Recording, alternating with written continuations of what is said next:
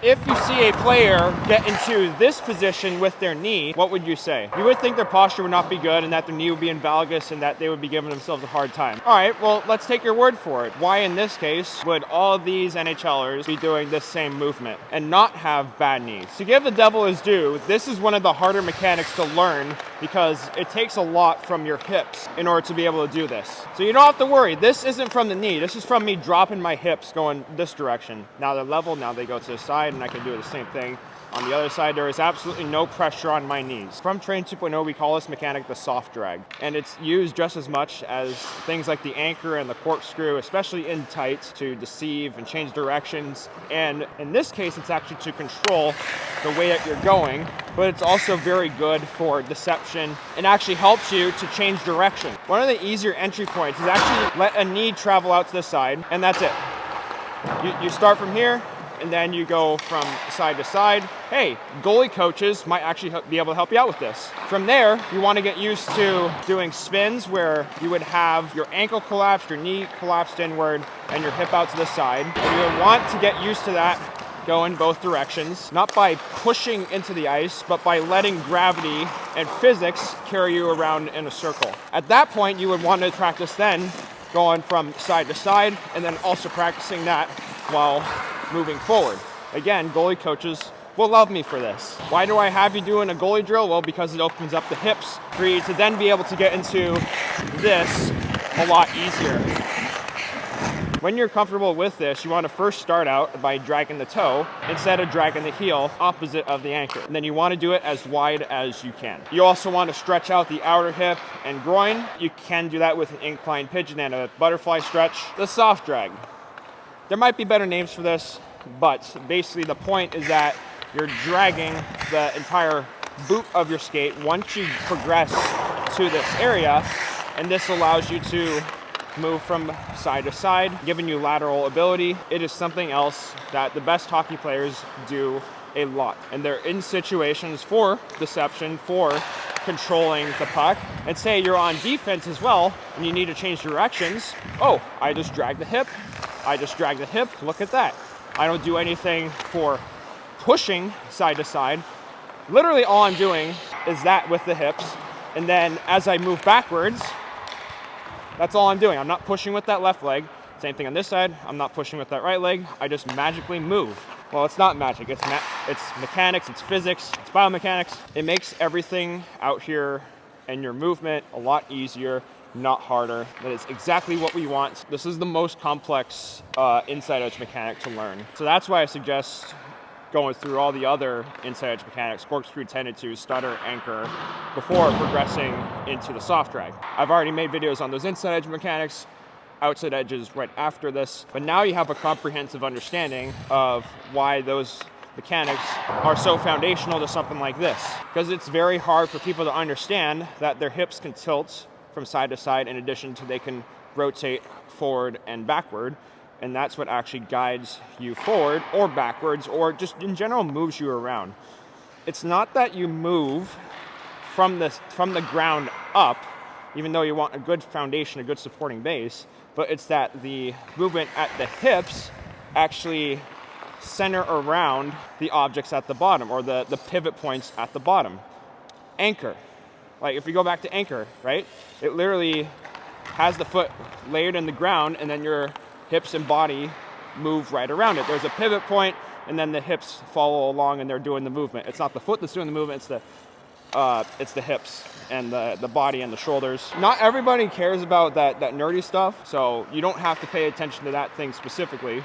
It is useful in some ways if you want to learn to be a better skater, that it doesn't actually happen, even though you need foundational aspects with the ankle, like you need to be able to collapse from side to side, be able to hold yourself up that way, get used to the boot holding you up instead of the ankles themselves holding you up. That will help you out tremendously. But when you're progressing into this, it's all about hip movement. When I detail that at the beginning, that the knee down is actually a good starting point for you, is because this actually literally gets you into that same position that you would be in if you're in that soft drag, because all your weight's going to be on this foot. In this case, you're going to have knee on the ice, so there's going to be weight here.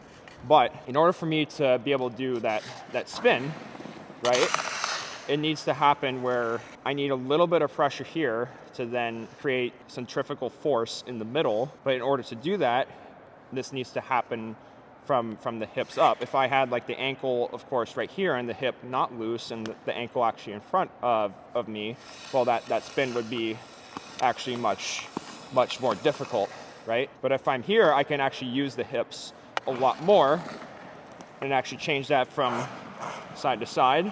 And when you get started to either moving side to side like this, the same way that a goalie would, you're actually forced to not just use the ankles, but to use the specific weight transfer from side to side that you have to create by using the foot as a pivot point and not a pushing point. From right here, I load right here, and then I twist to then create that force going side to side.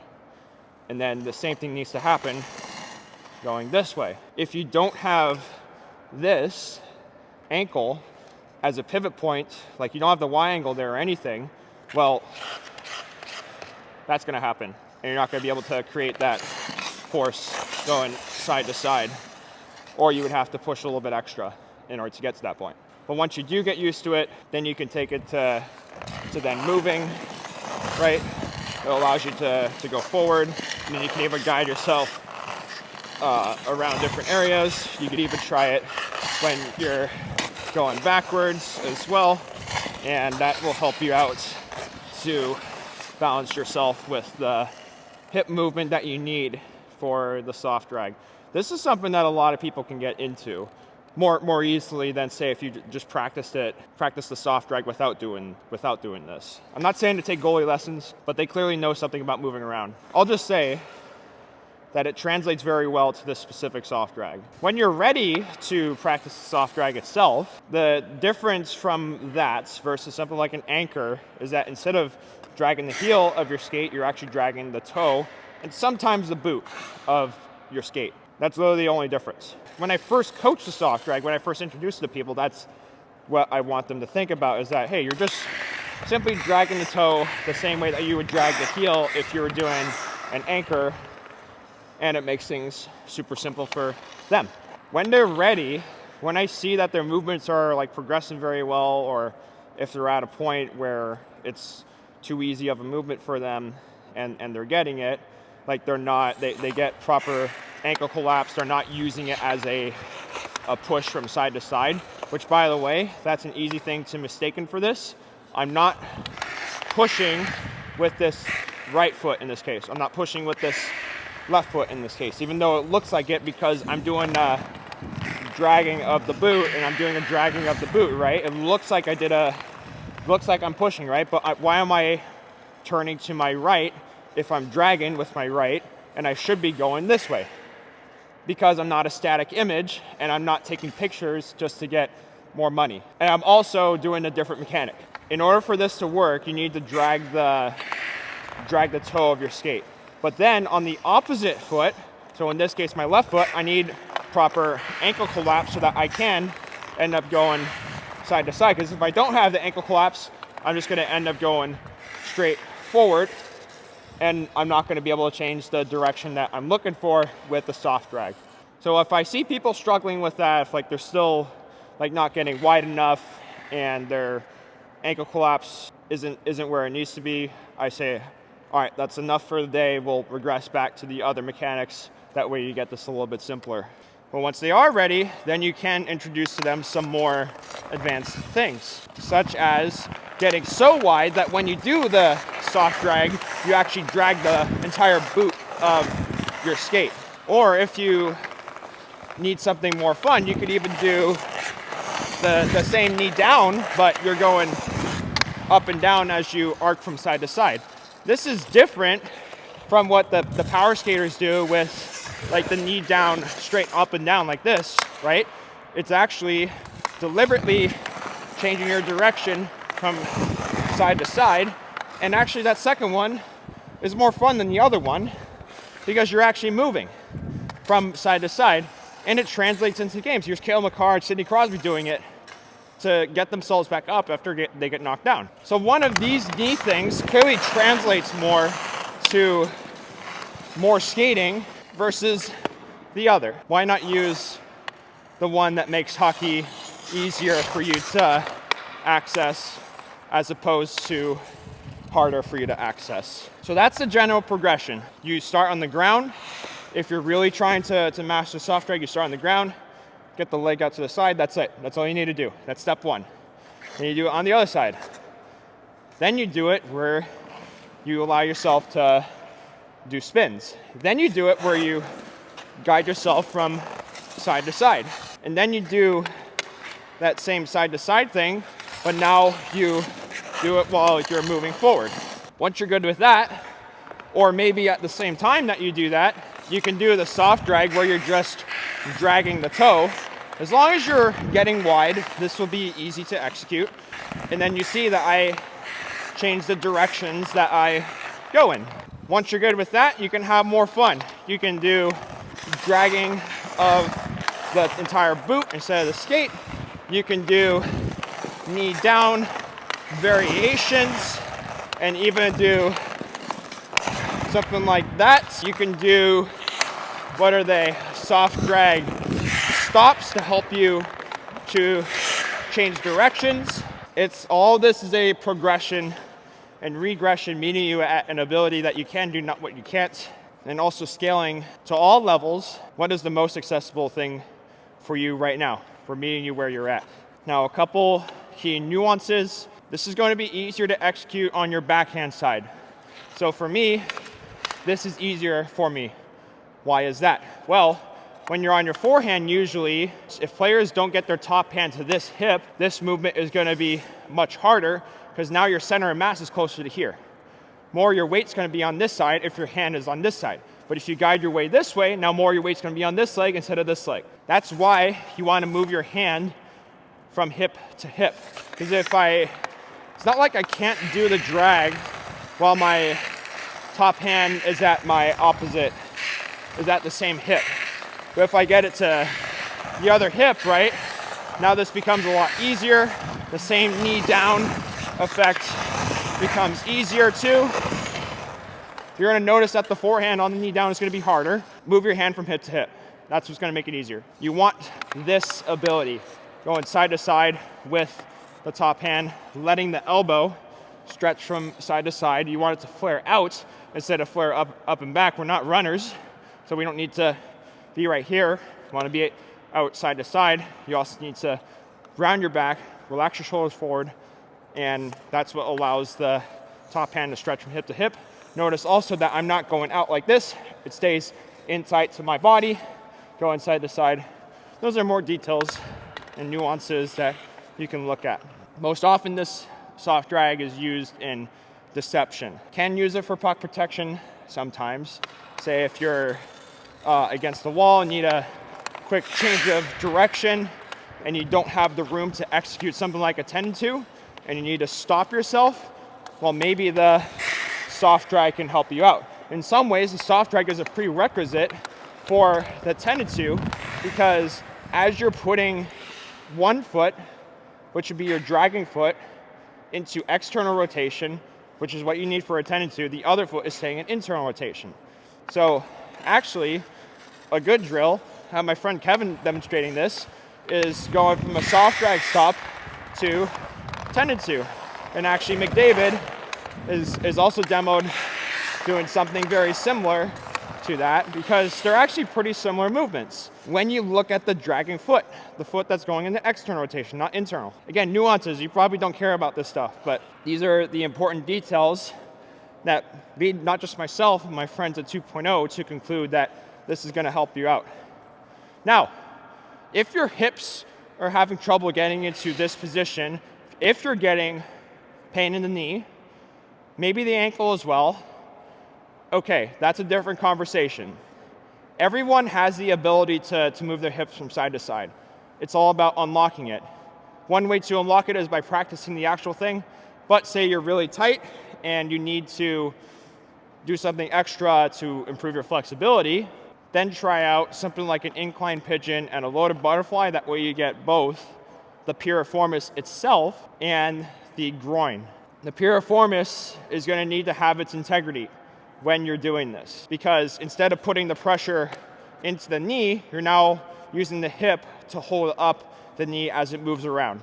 How the soft drag works is that there should be basically almost zero weight, maybe 20% of your weight on this foot. If you had all your weight on this foot, then that might be a problem if you're ending up into more valgus. I don't think knee positions like that are dangerous, but that's a different conversation. Because obviously, like if I did this myself, I should be able to like hurt my knee and whatnot, but I can get there absolutely no problem, right? So that's a different conversation. That's for another day. I might have talked about, actually I have talked about it with the knee injury stuff. But if that would hurt you, right? Work on your piriformis, work on your hips, and then work on your knee as well. This was a longer topic with the soft drag. Again, there's nuances abroad with this. I'm very excited to enter the outside edge work. There's 4 mechanics that go into outside edge. So it's not 5, but it's 4, and then we get the total base 9 and go from there. So we'll see you then for those. Hi YouTube, this is Mason, just coming in after finishing the edits of this video. I don't know how many more I'm going to be posting for the foreseeable future while I fix a problem that happened with my hard drive, and I apologize for this. Obviously, I'd like to keep with the uploads to once or twice a week and whatnot. I'm also changing up my content strategy as well, but this isn't how I wanted to change it with not having anything going forward. The hard drive that I have lost in this case, well, not necessarily lost, like they can still recover the data from it, but they can't, I can't like open it on any computer that I have access to currently. And that's a problem because that has all of the like background videos and ideas and different notes that I've saved up for making all the content here. Obviously with a series like this, I still have, the other areas to go off of, and that's pretty easy off the top of my head. But for any of the extra stuff, like I don't have those immediately, like one-off ideas. Those are all saved in the hard drive deliberately because I don't always have access to internet and I need something that like is accessible right away. That's why I use the hard drives. But we will try to get that fixed, but don't expect anything drastically for the next few weeks. It's not going to be a forever change. It's just going to be a temporary pause in this regard. And I'll probably still upload like shorts here and there and whatnot. I need to get you guys in YouTube more involved, just like how it is on Instagram and whatnot. I want to connect with you guys more, and I don't know exactly how to do that. Whether I just post the same shorts that I have on Instagram, that might be a start that we do, honestly. But yeah, I would like to connect with the YouTube crowd as much as the Instagram crowd, because you guys are just as important as like anywhere for anything that I run the entire operation here off of. But yeah, that's just a quick update around that. Well, not really quick, but you get the idea of that. Be sure to check out the standard school and the clientele for one-on-one coaching, which I still have access to. You would still get like the coaching and whatnot, so because that's in a cloud service. But yeah, that's the change that's going to be here for now, and hoping to get that fixed within the next couple weeks so that it doesn't take too long of a pause. Thank you all for the support and for understanding this as a brief change.